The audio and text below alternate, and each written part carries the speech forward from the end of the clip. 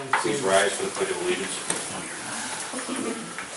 I pledge allegiance to the flag of the United States of America and to the republic for which it stands, one nation, under God, indivisible, with liberty and justice for all.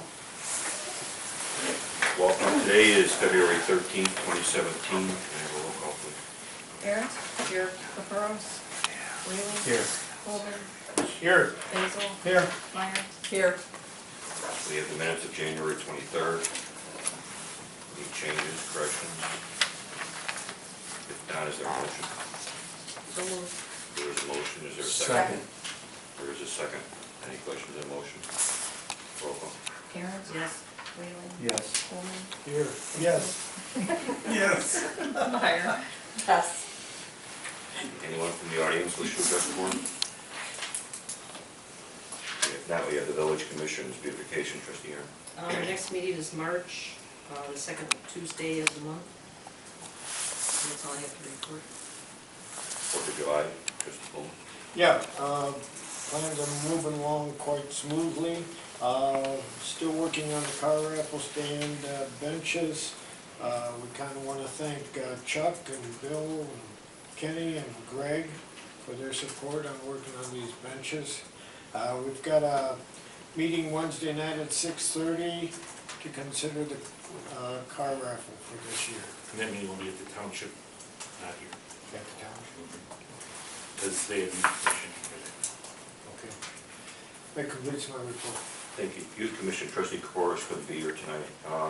They did have a daddy-daughter dance this last Saturday, and it was very well attended. And as always, the Youth Commission does a nice job for our kids, and we appreciate all the work that they do. Just like the rest of the commissions, we appreciate all the work that they do. River Hope, trustee Lee. Nothing new to report. Historic Preservation, trustee Whalen.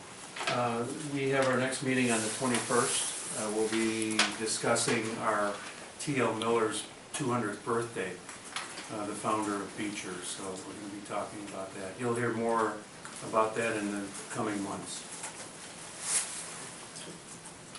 Excuse me. Yeah. When are your meetings held? Tuesday, 10 a.m., Oh, Tuesday, 10 Yeah. a.m. third Tuesday of every month. Okay. Marcy. Treasurer's report, Lynn? We had a total of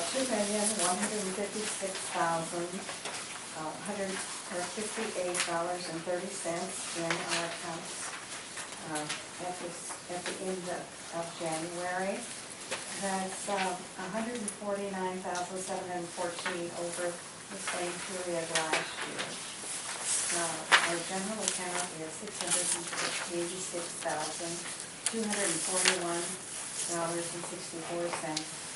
We have a total non-AP commission bills for January of $195,548.64. That's all I have. Just one thing to point out, we had a slight degradation in general checking. Last year at this time we were at 706. This year at this time we're at 686, which is a degradation of about 30 grand. That seems to be attributable to the lower sales tax and income tax collections and not to spending, but it is something we'll have to keep our eye on. I'd like to make a motion approving treasurer's report and report of financial activity for the prior month. There's a motion on the floor. Is there a second? Second. There is a second. Any questions on the motion? Roll call. Meyer? Yes. Basil? Yes. Coleman? Yes. Whalen? Yes. Aaron? Yes. Variance reports for the prior month are also enclosed for your review. And the bills come to $158,599.77. So I would like to make that motion approving the bills for January 2017 in the amount of $158,599.77. There's a motion on the floor. Is there a second? Second. There is a second. Any questions on the motion? Roll call. Aaron? Yes. Whalen? Yes. Coleman? Yes. Basil? Yes. Meyer? Yes. This time of the year, the fuel committee always goes out for bids for pricing for fuel for the next coming year. 4 bids were received. The bid tab is attached to our packet. The lowest bid came from Heritage FS, which was the owner bidder that would do fixed pricing. The pricing came in at $2.08 per gallon for unleaded and $2.173 for diesel. If you remember, this past year was the first time that I know of that we went out for off rack price, and Donna figured it out that if we would have stayed with fixed price, we would have saved $4,045. So there was considerable discussion on it.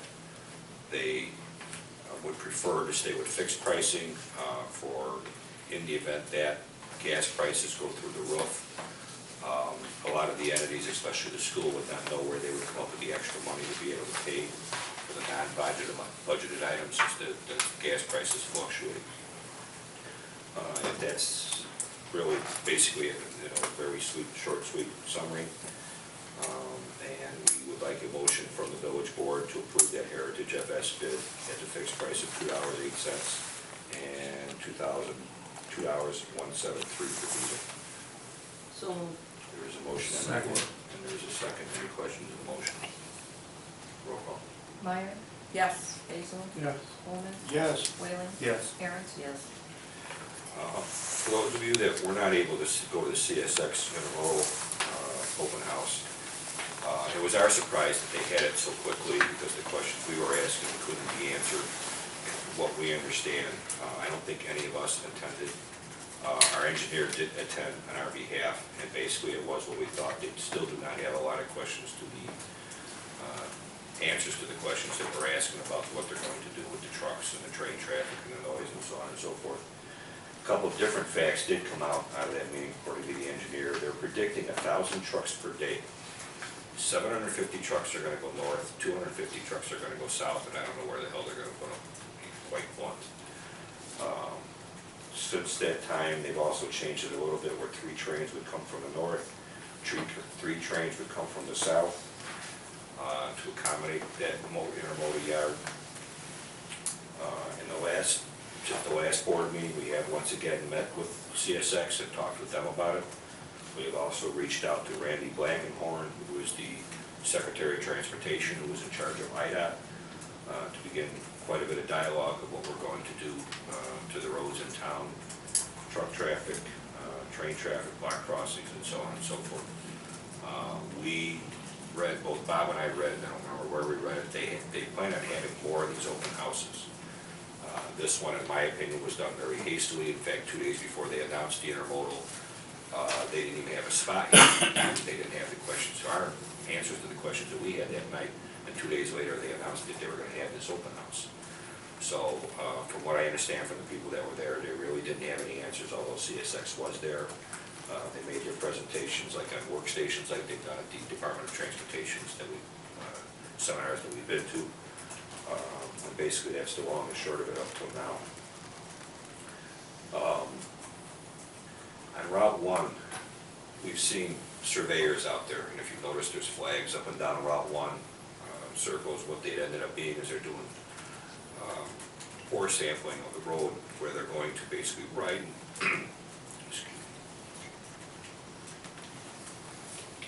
the shoulders of Route 1 from the north to the south, and then also put rumble strips in the center of the lanes. So that's the questions were being asked, what were the surveyors out there for?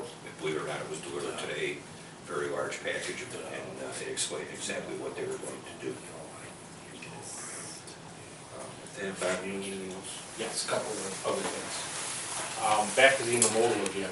We are doing our own research on the intermodal. We're not taking anyone's word for it. We're doing our own. We've created this 3-ring binder. Anyone from the public that wants to come look at it is entitled to come into the village hall and they can take a look at our research and findings. We are finding out that CSX is a fairly good company with PR, but they do have problems across the nation on block crossings, and that seems to be the largest problem that I've uncovered, is block crossings. In other words, gate downtime is a big problem near these yards. We have empirical evidence of that, so when we get to the point where we have to sit down and talk to CSX, we've got some proof of that happening. But we are doing our own due diligence. We have talked to Beth McCluskey at IDOT, she's in charge of rail freight.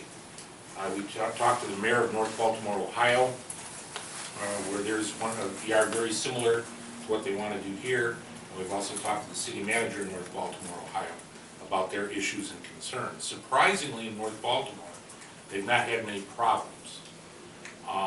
Is that correct, Mayor? I don't think she said that there was any significant problems in North Baltimore than maybe train whistles. Train whistles and the train traffic, the big difference right now between North Baltimore and here, the state of Ohio did pay for a bypass for the truck traffic coming out of that intermodal. So the truck traffic doesn't actually go through town, it goes around town and connects to an interstate or a state road, which is basically what we're trying to see, exactly what we're going to do. That's what we think should be done. Or at least I want to rephrase that, that's what I think should be done, but there is some concern that if you pull truck traffic off of Route 1, what would that do to our downtown businesses, or Route 1 businesses? There's difference of opinion out there, and I know a lot of you have shared that with me. Don't know which way to go. It's bottom line is there's got to be a solution, because I don't think Route 1 can handle 10 more trucks out of all 250 more trucks coming through town. Nor do I think 394 can handle 750 trucks going north. So, and now's the time to start talking about it, not wait until it's built. So, anyways, we're working on it. We're trying to get ahead of the game. And also, we're going to be reactivating the Planning and Zoning Commission. They will be meeting on February 23rd. Not to discuss solar panels from the discussion left off last time, but also to get updated and briefed on the intermodal. It's time to update the Planning Commission on that. So on February 23rd, there will be a meeting. May not be a long meeting, but we're going to have a meeting on February 23rd. The next item I have is under new business, refinancing of bonds. There was a handout tonight. As you recall, on January 9th, the village board authorized refinancing of bonds with a negotiated sale. Our bond counsel and an independent bank, Mid-States Bank of Bloomington, on our behalf solicited RFPs. We received 3. The 2 local banks in town chose not to bid, okay, for whatever reason. We did receive 3 bids. One was from the Huntington Bank of Columbus, Ohio. They offered a call option in year 10. It was a 15-year bond at 3.4%. J.P. Morgan Chase submitted 2 proposals. One at 2.55% with no call, and the next one was 2.6% with a call option in year number 8. The extra 0.05%, Mid-States Bank selected the 2.6% option with a call option in year 8. That way the village board 8 years from now, even though this is a very good rate, might want to decide to pay it off, or they might decide to roll it into a bigger bond. It gives the board some options in 8 years down the road.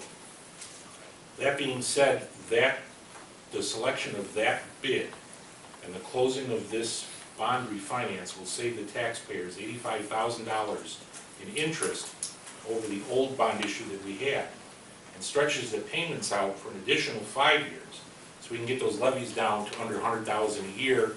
And right now they're trending between $85,000 and $89,000 a year, so it should not affect the tax rate, which is what our number 1 objective was. So this is very good news for the village residents that we were able to achieve this rate, and we moved very quickly to close because rates were climbing very fast. The economy right now is hot as a rocket, and we had to lock these rates in before the Fed met again and jumped the rates another quarter. But that's where we're at with the bonds. We're very happy with them, and the mayor and the clerk will be signing the closing documents after the meeting. That's all I have. Any old business to come before the board? Any new business? I have just one thing. Bob had the pleasure, and it certainly would not have been my pleasure, to go to a golf expo. Golf expo, Timmy Park. And just There's someone else doing it. there's something I think is the hits. Balmoral Park is advertising their shows. If anyone wants They to actually go to had a the booth there park. at the golf. They had a booth there at the golf because they did close on Balmoral. The golf thing. Delmore Woods Golf. Yes, Balmoral Woods Golf Course. Which that was real exciting. I just, whatever. But anyways, if anybody wants to see the postcard that they had there, about their shows coming up at Balmoral Racetrack. And then, like I said, it was caused because they did close on Balmoral Woods Golf Course. I think they have 13 dates for shows, so Yeah. they're gonna be busy there this summer. Are they gonna keep it Balmoral? It's gonna be Balmoral Park. Yeah. What we understood when we went there, they were gonna keep Balmoral. It's our understanding at the golf course, there will be no changes. It's gonna be the same rate, same personnel. You shouldn't even notice the difference. Balmoral Park, they're punching a lot of money into it. They're rebuilding all the stables, things like that. And all the cars you see in the parking lot, from what we were told, those are Volkswagens under recall. They're just using that as a staging area. So it's not becoming a big car dealership. It's just a temporary condition. Any other new business? The Volkswagens, I don't know if they can be fixed, Ron. If they can't be fixed, I think by law they have to be destroyed. Yeah, I think there's a computer fix that they can do. is there? I think it was a consumer option, they can either get their money back and get rid of the car or have it fixed. There's a lot of them sitting out there. Any other new business? If not, is there a motion to adjourn? So moved. Second? Motion made and seconded, roll call. Aaron? Yes. Waring? Yes. Coleman? Yes. Bailey? Yes. Meyer? Yes. Thanks, everybody. Happy Valentine's Day. 3 minutes.